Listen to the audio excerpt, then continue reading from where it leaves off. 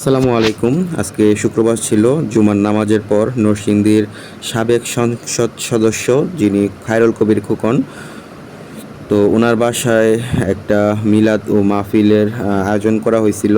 আর আজকে ৪৪তম জিয়াউর রহমানের মৃত্যুবার্ষিকী। তো ওই উপলক্ষে আসলে গরিব দুঃখী এবং পাড়া প্রতিবেশী বা সমাজের গণ্যমান্য ব্যক্তিদেরকে খাবারের একটা ব্যবস্থা করছিল।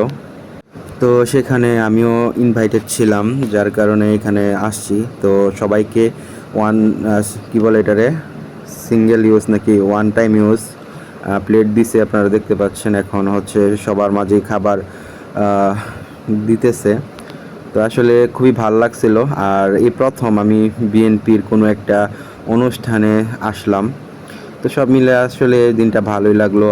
আর এখন এখানে যেহেতু মুরব্বি হুজুর সবাই ছিল, সর্বস্তরের মানুষ, তো সেই হিসেবে সবার সাথে একসাথে বসে খাওয়াটাও কিন্তু অন্যরকম একটা ভালো লাগা কাজ করে। তো যাই হোক, খুব প্রচণ্ড খিদা লাগছিল, কারণ জুমার নামাজের পর এখানে বসেছিলাম। তারা খাবারগুলো তৈরি করছিল। এখন যে দেখতে পাচ্ছেন সার্ভ করতেছে একজন মুরব্বি। তো সার্ভ করতে করতে আমার কাছে চলে আসলো।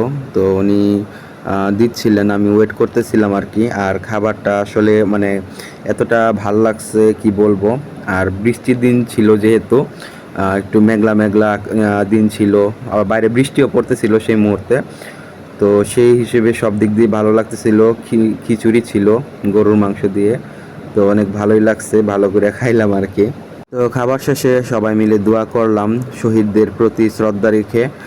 আর অবশ্যই শহীদ জিয়াউর রহমান, ওনার জন্য দোয়া করা হয়েছিল।